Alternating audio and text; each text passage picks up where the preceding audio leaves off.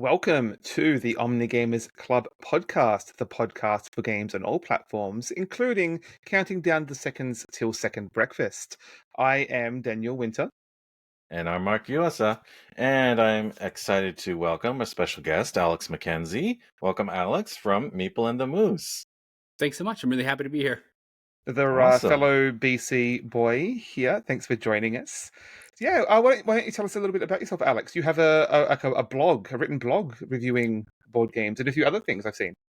Yeah, so it turns out anyone can just buy a domain name and start reviewing games. So, yeah, in the middle of COVID, I was itching for board game community. So I bought the domain name and just started writing board game reviews on my blog. And I think I just looked and I have like 260 articles on there, like 150 of them are reviews. It really is just reviewing the games that I play with my friends every Wednesday. I've also dabbled in doing podcasts with Mr. Rao, with his Talking Tabletop podcast and a couple other things here and there. But really, I lurk on social media and I write board game reviews on my blog every Saturday. Very cool. Yeah, we've talked a little bit about like written reviews not being. Like, we always love seeing more written reviews, right? It's hard to get them, hard to surface those things outside of a sort of central platform like YouTube or TikTok. So, I mean, I know all too personally how expensive and fiddly it can be to have to do everything yourself through there. Those costs do add up year on year. So I unfortunately let my personal blog go this last year, but so I always love to see another in the wild. If anyone likes written reviews, that's Meeple on the Moose, right? So what have you been reviewing? What's the latest game you reviewed? I think I just reviewed Trolls and Princesses, which is the Game Brewer, which just went out of business. I picked it up used, played it a couple times with my buddies, and wrote a review. The funny thing about my blog is that I write in advance. So like I schedule my post for Saturday. So I think the one I just wrote this week is scheduled for like January 10th. So by the time the review comes out, it's like 2 months since I wrote it, and I forgot what I've said. I got to go back and check it again. Yeah. Wow, that's discipline. I mean, I have two very young children. Sometimes I don't write in a week. Perfect. You got something in the bank. Oh, that's great to see. Yeah. Us creators really have to have discipline in publishing regularly. That's pretty much the only secret to it. We say having just skipped a week. Exactly. Well, illness is happening, and it's the holidays coming up soon, so I'm sure there's going to be a week or two skipped somewhere there as well. So this is not our playlist episode. This is one of our feature episodes where we're going to be talking about one particular game. One game that all three of us have played. The game we're going to be covering today is called, let me have a breath for it, Lord of the Rings, Duel for Middle-earth. And this is a remake of a certain game from a certain series. Designers are Anton Bauza and Bruno Catala. Yeah, with art by Vincent Dutrait and published by Repos Production. Right, and it just came out this year, right? So 2024? Yeah, hot off the presses. Great. So, Alex, do you want to give us a little rundown on what type of game this is? How does it feel? How does it play? Sure thing. So, Lord of the Rings Duel for Middle-earth. It is a redevelopment of Seven Wonders Duel by Antoine Bauza and Bruno Catala. It's a two-player card drafting game where each player takes on the role of either the Fellowship or the Forces of Sauron and are trying to be the first one to achieve one of the three victory conditions, which is to get the ring into Mount Doom / catch those nasty hobbitses, take control of every region of Middle-earth, or gather the support of all 6 races. Players take turns drafting from a tableau of cards, which changes shape from age to age. You can only take cards that are uncovered, and around half the cards are face down and only get revealed once they've been uncovered. The cards have a bunch of benefits, such as giving you resources or money, or advancing in those 3 victory conditions. There's also a shared display of landmark tiles where either player can purchase. If they do, you gain benefits on the landmark tile, but then you don't take a card from the tableau, which is very important if you're trying to force your opponent to reveal a card for you. The game is played over 3 ages, and it ends immediately when someone satisfies a victory condition. But if all 3 ages end, then if there's a tiebreaker, whoever has the most regions, I think it's never come to that for me. No, so I don't was actually never know. going to the tiebreaker victory. Yeah, that's Nice. that's the basics of the game. Nice. Excellent. That's a Thank really you. succinct description. Before we get into the weeds, I kind of want to cover, because there's 3 of us, sort of what is everyone's experience with the predecessor series, so the Seven Wonders Duel series. I'll start. My experience is not very deep. I've only played the base game. I own the base game in app form, and I have not played it very much. So there's, it's a very simplistic set of features in that base game, although maybe complex for a newbie to the hobby. But what about you guys? What's your degree of experience with the whole series? Because there's expansions, right? How about you, Alex? I have a fairly deep experience with the base game for sure. It was a game that my wife and I got really into. We played it like 25 times on the table. Then we picked up the Pantheon expansion and played it another 25 times on the table. I have the Agora expansion, which I played 1 time. And I think I've played it on Board Game Arena half a dozen times. Again, I also have the app, which was a restaurant game for my partner and I. So I have a pretty good experience with Seven Wonders Duel. Yeah, that sounds like a lot of experience, Daniel. Yeah, the elephant in the room is going to be that we have to. It's going to be hard to talk about this game without it's talking about its heritage here. It's the original Seven Wonders Duel is probably my most played game. I was just checking my BG stats. I've got 93 plays logged. Most of those though being on Board Game Arena.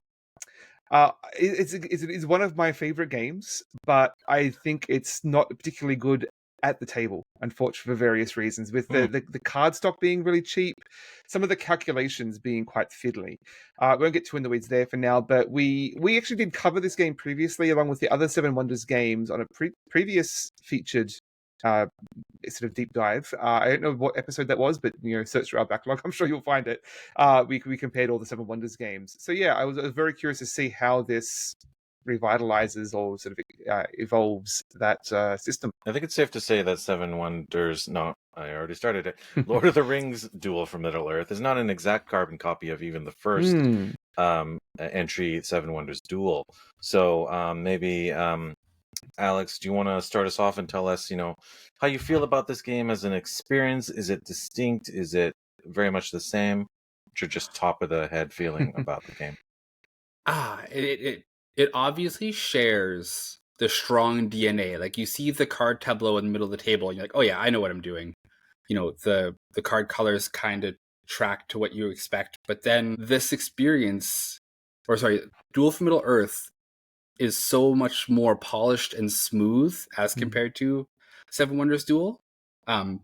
Like Daniel said, all the fiddly calculations are taken away. Like, you're not trying to calculate, like, okay, this is going to cost me 2 plus 3 because you own 3 wood, but then I have this yellow card, and it's just resources cost 1. Like, it's just all the calculations have really been simplified, which makes it a lot faster to play.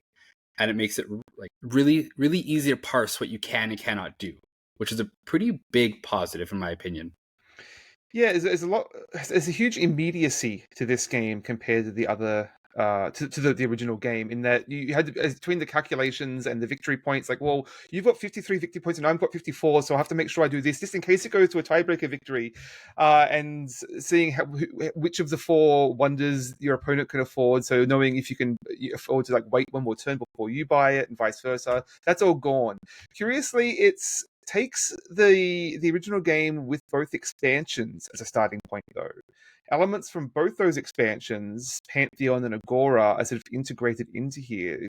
Curiously, they've taken each of those expansions and basically incorporated that into one of the base victory conditions. So what was the science condition basically incorporates the Pantheon expansion and turns it into the Allies system, where basically you get 2 matching symbols. You get to take 2 little tiles and choose one of those as an ongoing bonus. Or the previous military victory condition takes the Agora expansion, which has a sort of weird area control, putting cubes on this Senate board, takes that and turns it into a sort of area control battlefield instead as one of the victory conditions. So I liked elements of those previous expansions, but they really did feel tacked on. Whereas this incorporates them into a much more integrated, streamlined experience, basically. Yeah. 2 points I'm reading out of those descriptions that you gave is that the experience is a lot more streamlined. Totally agree with that. First time I played this game was with my oldest kid, who is 12.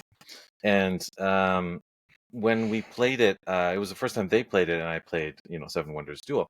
So I had some background, but it was very easy to read. Just like the numbers are gone, the fiddliness is gone. Seven Wonders and Seven Wonders Duel, you had to do these kind of funky triangular numbers with the science cards and things like that. And resource conversion, some of the resources were more valuable than others or more rare than others. And I think a couple of them are still slightly more rare than others. But none of that complexity is weighing on your head. Everything's kind of really a lot more legible, readable. It's easy to get a sense of the lay of the land, of the kind of the momentum of the struggle, the battle back and forth. So that definitely I agree with. So let's roll this back a little bit in terms of not comparing it to the previous game, and get back to the basics in terms of talking about what we just really like or don't like, I guess, about that core mechanic. We're here for the drafting, right? Lots of drafting. You've got there's grids each of 3 rounds. You've got the grid of cards in slightly different orientations. It doesn't really matter. I don't know. It feels a little arbitrary sometimes. Whether it's an upside down pyramid or a weird parallelogram. Basically, you're going to alternate picking a card from that grid, but crucially, half of those cards are going to be face down. And so when you take a card, you might be revealing the cards underneath it. And once the card is revealed, you flip it over, right? So you never know exactly what cards you're going to be giving to your opponent potentially. And I think that's the heart of the game. It's hey, I like card drafting. This is a really unique system for a 2-player draft where sort of combining the known information and hidden information. There's a really juicy immediacy to that. You only ever have 2 or 3 options at a time, right? So you're not really having to get too in the weeds of thinking through your options there. So yeah, I just really love that core drafting mechanism. That's what you're basically going to be here for. It's a lot of that. I don't think before this game or Seven Wonders Duel that anyone really believed that a 2-player drafting game could really work. I can't think of a lot of good examples of 2-player drafting game that really did work. Lots of games usually had kind of the dead hand. I think the original Seven Wonders had a 2-player variant with a dead hand sort of virtual player sort of thing, and that always felt kind of awkward and a little bit kind of forced. And this one really changed things up with the hidden information, like you said. It's a little bit more set up those funky arrangements of the inverted triangle. And I really would have liked a diagram, like a reference card to how those are made. We only realized after several games they actually have the diagrams on the side of the box. Yeah, which is such a weird spot to put that. I don't know. That's fantastic. I love it. I always look there before I look in the manual now. So that is definitely an advantage. Yeah, I don't think that mechanism really changes between that and its precursor. No, I feel like that's pretty much lifted directly from its precursor without much difference here. Really, if we're going to talk about Lord of the Rings Duel for Middle-earth and what's different, definitely those streamlined elements are there, those kind of thematic components are there, but it's really going to be the art and the theme, isn't it? It's going to be, does this transport you to Middle-earth? I don't know if it does. I'm going to save my hot take. Alex, why don't you take this first? Well, sorry, if it's okay, a little preamble. I'll just ask you a setup question to that. How experienced are we with Lord of the Rings? Middle-earth in general? Are we all diehard super fans or casuals? You see my shirt? Oh, there you go. Excellent. Yeah, I literally have a Kallax cube behind me dedicated to Lord of the Rings, so I think that speaks for itself. Yeah. Okay. I guess I'm the least savvy. I've always been much more of a sci-fi fan growing up. Lord of the Rings, it didn't really enter into my mind before the Peter Jackson movies, which I all watched. I didn't watch any of the Hobbit movies because it seemed like just a Hollywood nightmare pastiche. Yeah, but I enjoyed the Lord of the Rings films, and the cast was great, and the direction was obviously great, and it was very kind of whimsical and fantastical and enjoyable. Really drawn out, obviously, in that third film with its 10 different endings. But I'm not super well versed, but it sounds like you guys are. I mean, yeah, I'm a fan. I've read the books, I've listened to the audiobooks, I've watched the movies a bunch of times.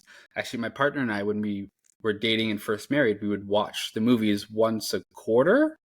Wow. Roughly. The Like we just extended editions, I hope. Yeah, absolutely. All three of them every 3 months? All three movies every 3 months. And then a couple times we watched a fan cut of The Hobbit, which took the 3-hour movies and cut it down to like a 1 4-hour film. Oh wow. Like that was actually decent. Because also the 3 Hobbit movies is wildly unnecessary. Yeah, get me a link to that. Like that I'll watch. Possibly. Yeah. That's cool. So sorry to interrupt you there, but Alex, I guess the original question was, how does this transport you to Middle Earth? Does it have the sense of the theme? Yeah, it's kind of difficult when you like, how does a board game feel thematic? Like, do you feel like you're running through a forest? Do you feel a ring wraith breathing down your neck? Like, what things I do like the ring track, which is a clever and thematic way to just track 10 steps, right? Like, but you draft a blue card and you move a step up a track. That's not very thematic. But then the track itself, it has this 2 plastic bits over top of a track, where every time the fellowship moves, they move 1 step, but it also drags the ring wraith along closer. It's like this plastic transparent frame that's incredibly over-engineered. Yeah, but it's really clever because that way the hobbits are getting closer to Mordor. The ring wraith is always getting closer to the hobbits, and no matter how fast the hobbits run, the ring wraith is being dragged along. Now, this could have just been a track of 10 steps and each person pushes a cube up, but in this one way, I feel like they took the Middle Earth theme and figured out a way to bring that theme forward in the design of the game. Beyond that, like, I don't think it really ever feels like the Lord of the Rings. Hot take. I think this has all the theme of a minion sticker on a banana, right? Like it doesn't really go much further than a skin. And I mean, it does have those 1 or 2 elements, but I think that is kind of the exception that proves the rule, and makes you realize what little theme there are there otherwise. It kind of like there's the battlefield that kind of looks like Lord of the Rings if you squint at it, like a magic eye puzzle. But like there's no you don't really move around the map. You just airdrop units in sort of arbitrarily. There's the ally cards that like it's all the good factions, like the elves and the dwarves and the ents. Why is Sauron making alliances with the wizards and the ents? That doesn't really make sense. The fact that it's symmetrical, I think, is the big killer here. Not killer, but like that takes away from the theme. My theory for that is that Sauron is subjugating those races, not allying them, subjugating. I agree. Yeah, that's my read on it as well. That's, your headcanon, right? Yeah. Turning those elves into orcs. Right. Yeah. Now, I guess I have a counter to your guys' opinions is that I feel like the theme on this is just right. Or at least I am more into this than Seven Wonders Duel. As in, I like kind of Civ games. Like I said, Meyer Civilization any day. Love that series. Kind of creating civilizations is kind of cool. But I feel like Seven Wonders never really captured that for me. It's too light. It's too fast. It's not deep. This game is not deep either. It is fast. It is rapid. But I feel like it just touches upon theme. And it touches it in a nice way. This is sounding really suggestive, but the ring wraith, the track is there. I like it. I think it's suitable. I think it is multi-dimensional for a reason because you have these dual struggles, but they're interrelated. I think that was as effective probably as it could be. A little repetitive. I might have liked like maybe a couple of different ones with the bonuses in different orders. Yeah, or something like that. That might have been nice. But I think moving up that track when you collect the blue cards is like a million times better than just getting 5 points or 7 points every time you collect the blue cards in Seven Wonders original. You always feel like a consolation prize. Well, may as well get some victory points. Yeah. And the science, I mean, it was always abstract in Seven Wonders original. and Seven Wonders Duel. Like, why are you collecting those icons? What do they really mean? Because they're all like roughly equivalent to each other. Hey, this one has a picture of Gandalf, so there's something there. Yeah, but like the three bonuses under like, I don't know, pots or whatever, they mean something. Like, they're always going to be those three, right? So they're oriented towards a certain thing. I don't know exactly what those mean, but I can understand that, like, I'm making connections to some organization or some group, and that's fine. That's good enough. And I like the art. I think the art is very attractive. I guess that's a slightly different topic, but it feels more exciting to me than just vanilla world civilizations. Yeah, I think Vincent Dutrait's artwork is a really great fit here. It's very reminiscent of that classic. Is it John Howe? I think the sort of traditional Lord of the Rings artist. There's two of them, but it is very reminiscent of that classical Lord of the Rings. So I do really appreciate that. It's a very pretty skin. I'll give it. And again, not every game has to be thematic. Like, you've got Splendor Marvel and Pokemon Point Salad out there. Like, it doesn't have to be deep and meaningful. It's a nice skin, even if it doesn't do a lot with it. Right. Yeah, I agree. I think it's that. It's a nice, deftly executed skin. It's not deep though, and it doesn't probably survive any like deep sort of introspection or as to whether it connects to the theme or not. But it's nice. Alex, do you have any final words on the theme there? Just that the art is real nice, and I did see that if you put some of the combat cards together, they make like a panoramic, like a montage. Is a really nice touch. Yes, that was a nice touch. Although you never can actually do that unless you know that. There's no reason to ever put those cards together, right? Yeah. So why don't we talk a little bit about those victory conditions? There's the three main victory conditions, and I want to talk a little bit about how those fit in together and how they are they balanced, for example. Like, I don't know. Does everyone have any strong feelings on how they sort of drive the game? Yeah, so to remind people again, they are the ring track, which is essentially interrelated, but not exactly the same for both sides. Basically, one side you're trying to get to Mount Doom, the other you're trying to catch up to the hobbits, depending on who you play as. The other is the area control. And then the last one was what you said, the alliances. I don't think that ever came up for us when we played it. I know I did win that with once or twice, but it might have been with playing with someone else. I don't remember. Yeah. So anecdotally, what do you guys think is the most common outcome for you guys? What's the clincher that finishes it the most? I mean, I've played 4 times, and it was 2 victories to the area majority, 1 to science, 1 to the ring. Interesting. Yeah, I think most often of like half a dozen games, it's come down to that military strategy. I mean, a lot of this is just going to come down to over dozens of games. People are going to get better at knowing what to watch out for and anticipating those victories. But I think there are multiple ways of getting to that military victory. There's just there's the actual red cards that you put units down. There's the purple cards that let you move units around. There's the landmark. Is that what they're called? Landmarks that let you drop the fortresses in.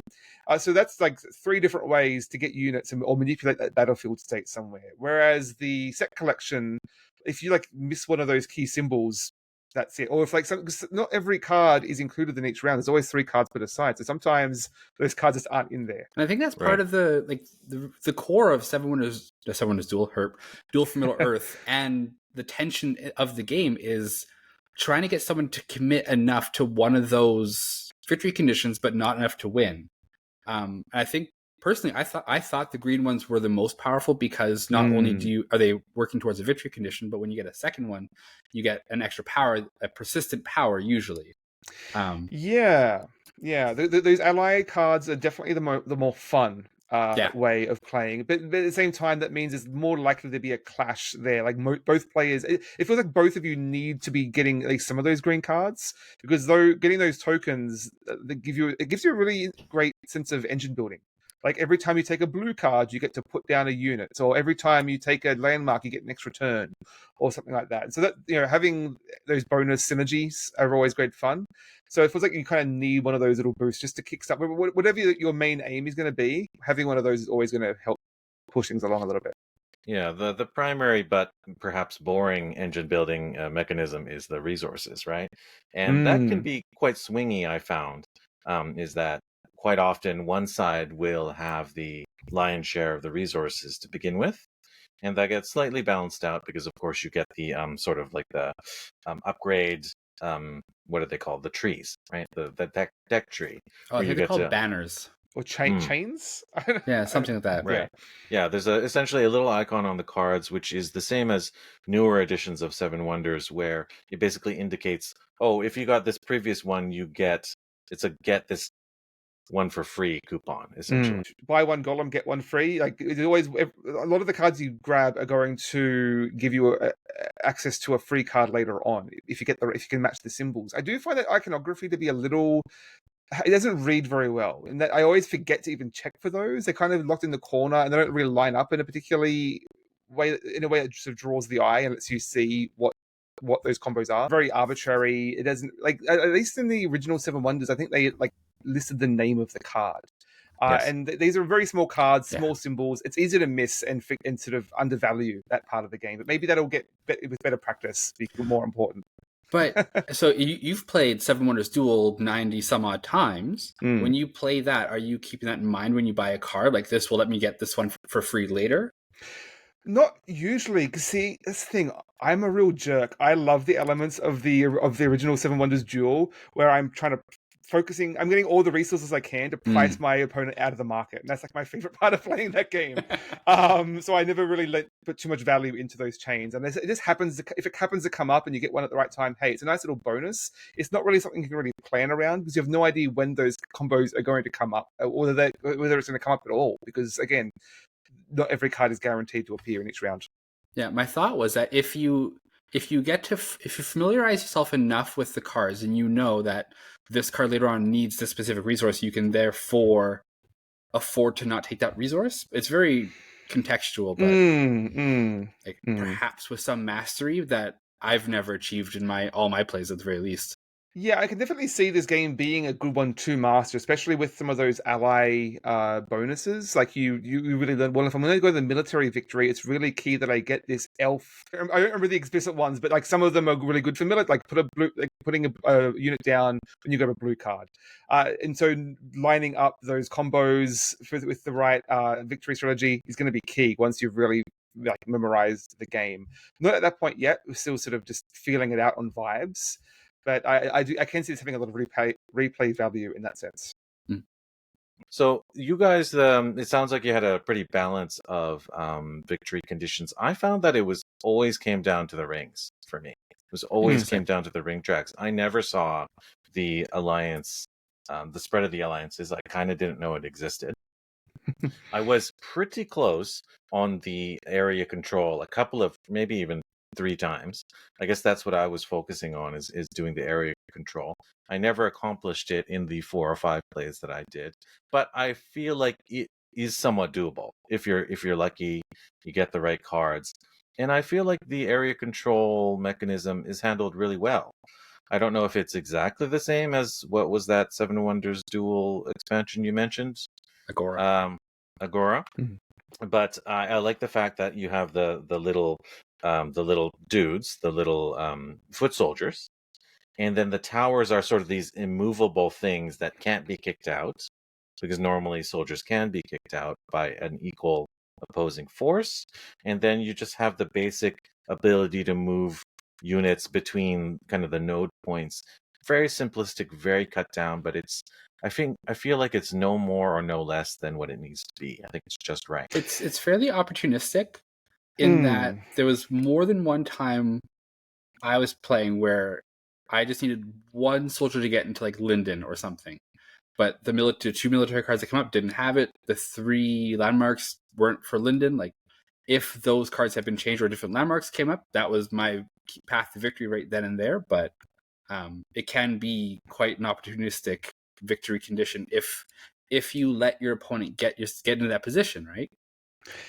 Because there is a map, I think it's like 7 regions that have adjacency nodes and lines connecting them, but those adjacencies don't really come up until very late in the game. I think there's one landmark that lets you move units, but mostly you're just airdropping them in arbitrarily. Like, you have a card that says, okay, you can put units in X or Y, Mordor or Rohan, or Lyndon and I don't remember the other ones, but again, like it's A or B, yeah. It's so I really I would have liked to see more involvement in that adjacency, because, like I said, in the third round, there are a whole bunch of cards that you move units around, but you know what? The game was usually over before any of those purple cards even came up. Because most of the time, I think this game has ended late round 2, early round 3, before you really get the full chain of those. Things had to cascade pretty quickly here, I found. And oftentimes coming down to luck of the draw. Like Mark, twice yesterday, or in at least two of the games, it's come down to, well, I'm one card away from winning on allies, you're one card away from winning on military. Whichever card flips over, if it's X or Y, is going to decide the game, right? So it is often going to come down to luck of the draw. It's absolutely always going to be part of this game. So it can be some frustration there, I guess. But I think that's where mastery comes back in. Like, if you're playing with that concept in your head, don't let your opponent be one step away from victory and let them take the first turn of the next round. Like, presumably you're trying to finagle that a little bit, but you do have limited opportunities to do that. Yeah, and that's one of the great tension in this game. Like when you're choosing a card, you always have to factor in how many unknown cards am I potentially feeding my opponents, which is a great decision and point of friction. But it can also come down to a very arbitrary sense. Like the climax, I felt was a little bit anticlimactic just in how swingy it was. Well, it could go to either one of us, right? Sometimes you want it to be a little more lopsided, just for that to have a sense of momentum there.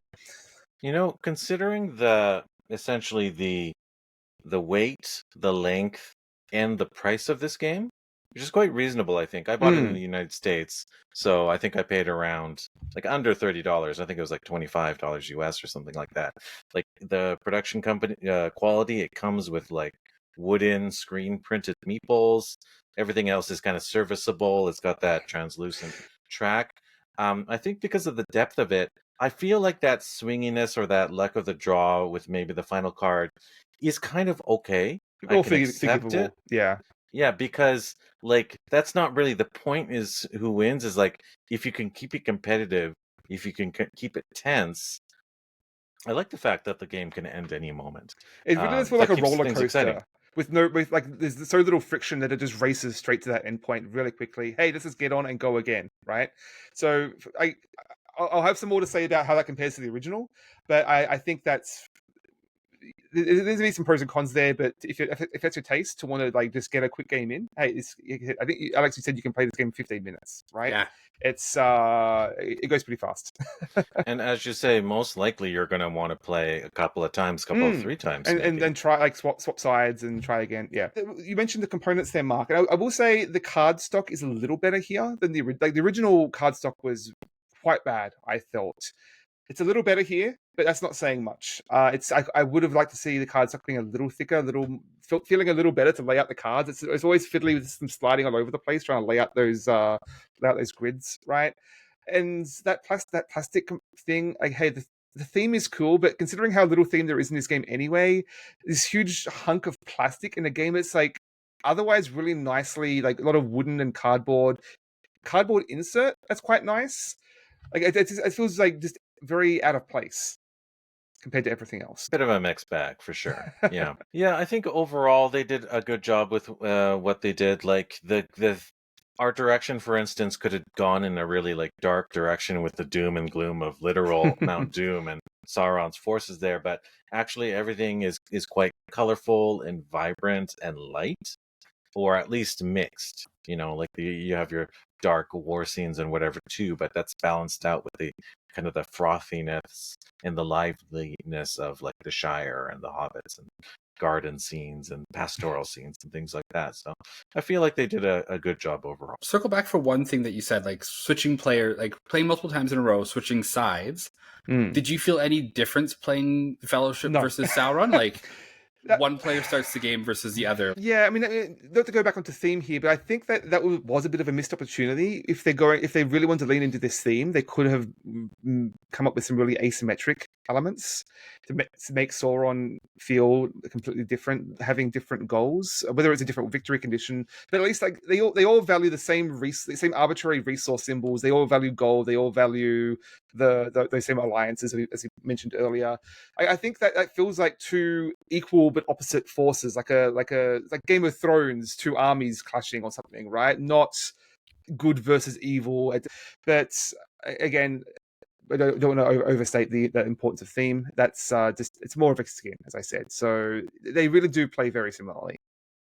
Except one starts with one more gold.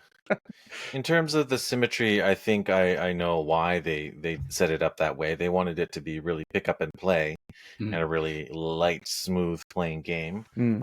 For myself, I tend to agree with you, Daniel. I would have preferred slightly more asymmetry. I mean, I could see a case where maybe the forces of Sauron have slightly different unit types, or they're better at the military, and maybe the Fellowship and the Alliance of the Free Peoples, they are better at making alliances and things like that. So I could see how they could have slightly tilted it to favor one side or the other, to have a little bit more juicy choices in asymmetry.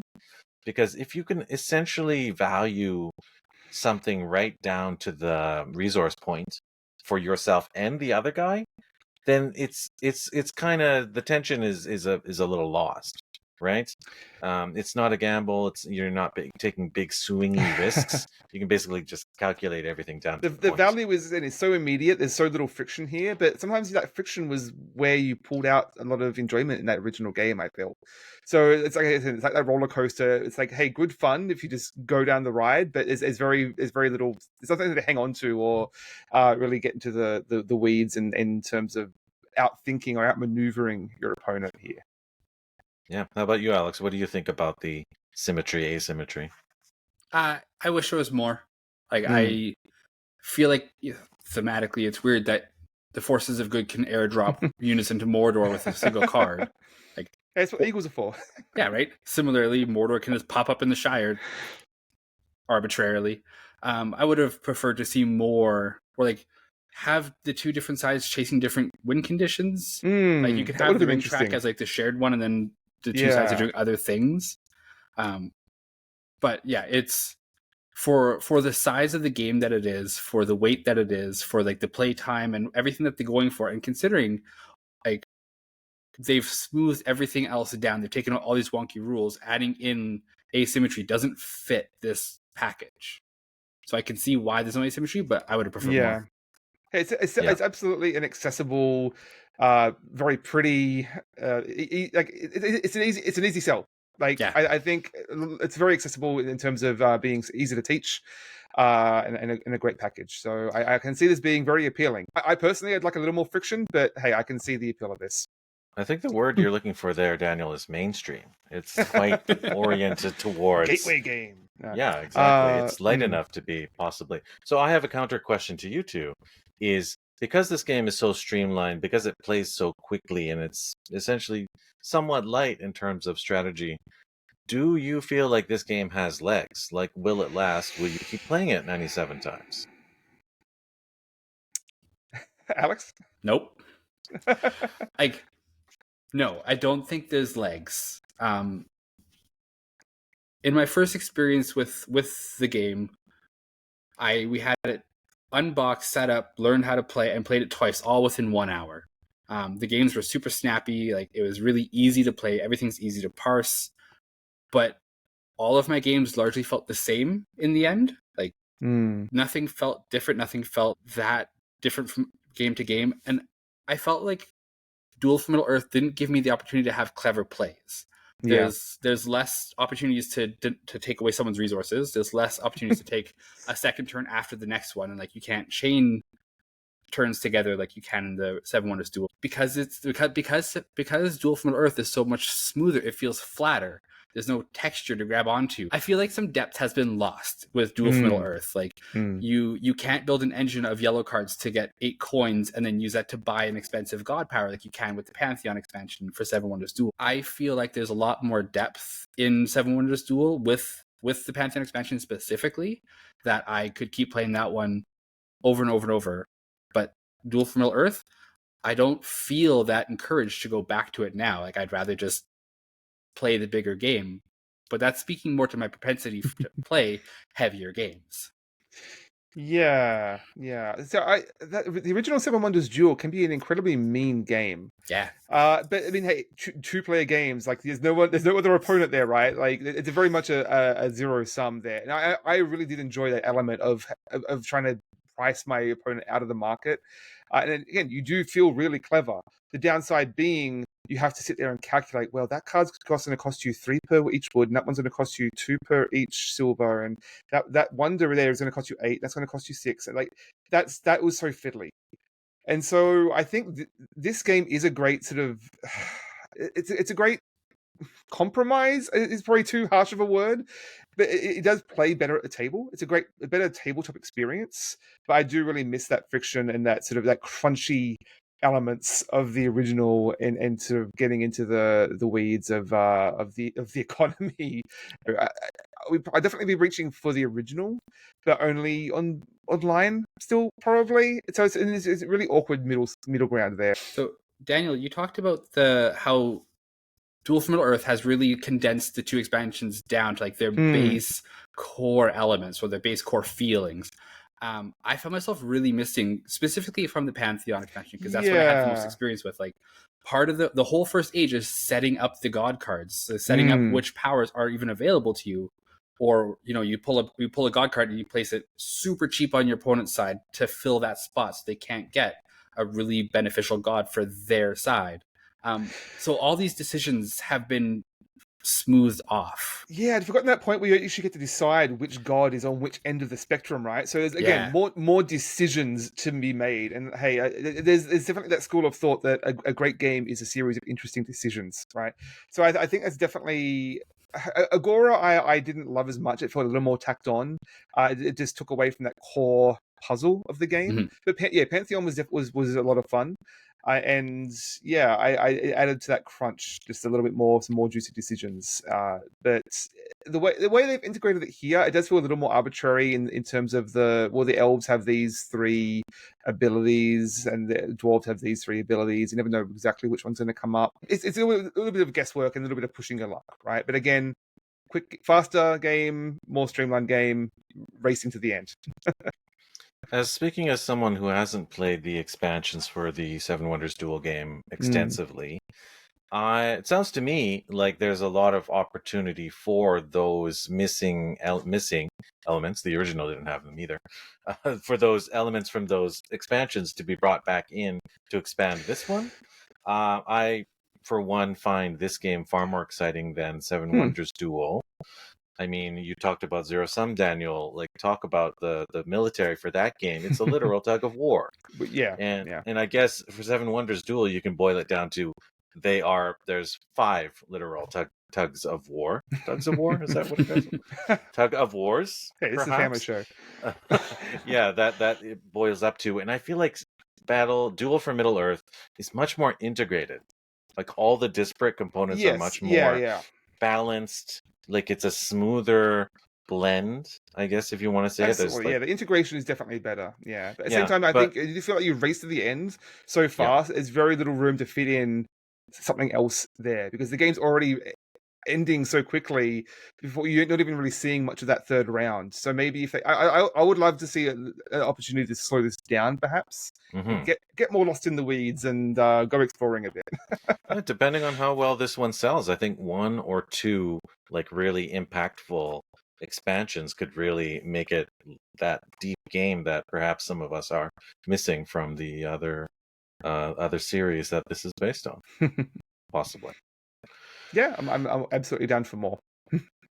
Awesome. Yeah. So I don't know. Sounds like we're pretty much agreeing that it's a pretty smooth experience. Definitely, I would recommend this for players that haven't tried out Seven Wonders Duel, but this sort of balancing of priorities seems interesting to you, or people that like drafting, or pairs of people that are looking for an engaging game that haven't played the Seven Wonders Duel games before.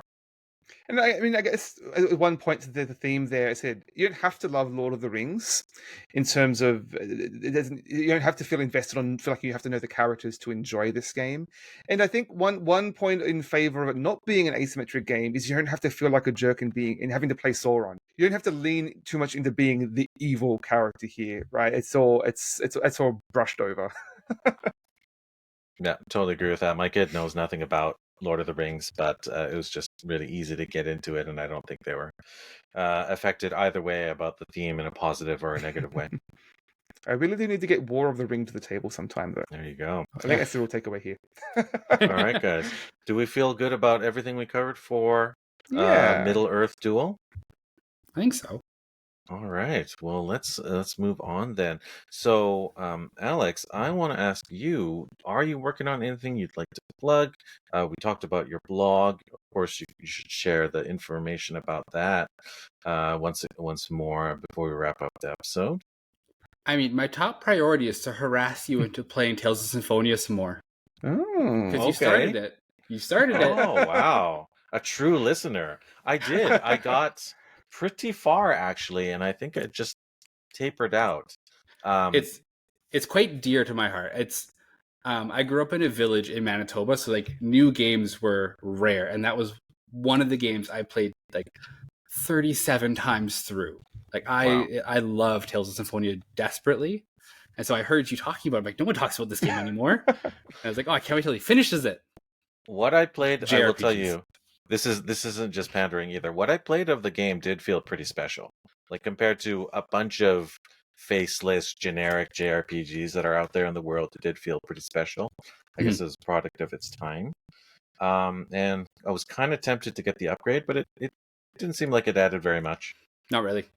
I've played almost every Tales of game since, and it's my favorite one by far.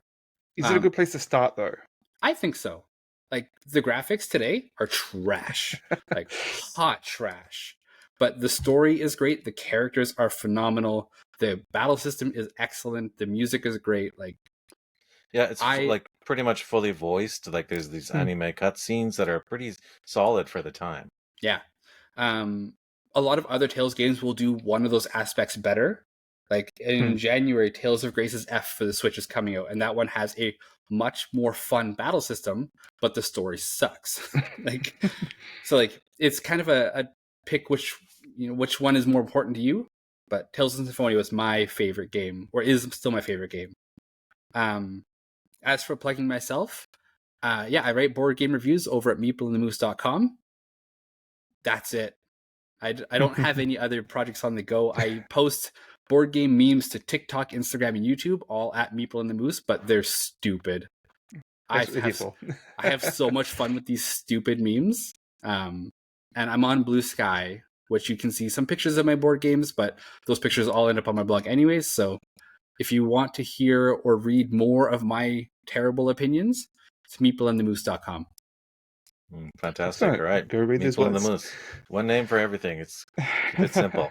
Well, I promise you, Alex, you've reminded me, kick me in the butt a little bit. I have a bit of time coming up in the holidays. I will definitely boot up Tales of Symphonia again. And promo it runs great on Steam Deck, runs great on Lenovo Legion Go. Just kind of perfect for that sort of setup. Old game runs fantastic. Well, speaking of video games, Mark, do you want to announce our next featured game? Yeah, absolutely. I think we just figured it out. Alex was being very patient as we were trying to decide what game we're going to cover. But we might be covering a game and a half. Well, it's a bit of a duology. So the game in question is Senua's Saga, which is the second Sengua game, Hellblade 2. But in due course, I'm sure we'll be talking about the first as well. So Hellblade 1 and 2, the Sengua Saga. Yeah, I have played the first one. I seem to recall it being pretty short, so I may double back if I can find the time. That's another game that I probably brought up to like 80%, and I didn't close the deal on. So that's a bad habit of mine. I gotta kick myself in the butt then. So we'll be covering that game next in a couple of weeks' time. Excellent. Well, if you want to join the club and discuss that game or Middle Earth, what's Duel for Lord of the Rings? Is a colon in there somewhere? Okay, if you want to discuss any games, you can contact us at omnigamersclub@gmail.com or at omnigamers.club. Right, and you can check us out on YouTube if you haven't seen us there yet. We're in video form now. And of course, if you got us through YouTube, get us on the podcatcher of your choice. Love to hear your feedback and comments, however you want to send them. 5-star ratings, thumbs up, likes, all that sort of stuff helps get the word out. Please tell a friend who might be interested in this sort of games, multi-platform game coverage. And you can also find us on Blue Sky, where I'm posting updates. That Blue Sky really popping off right now. If you're looking for a new home for board game social media, it's a good place to be. You can find me there and most other places at Board Game Feast. And I'm Omnigamer Mark. And Alex is Meeple and the Moose, right? Meeple and the Moose, that's it. Brilliant. All right. I think that about covers it.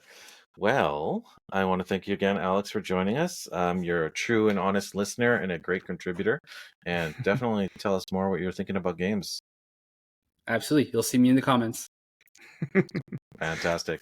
All right, Daniel, want to talk us out? Well, remember, everyone, to have a balanced diet of games. Thanks for listening. Bye.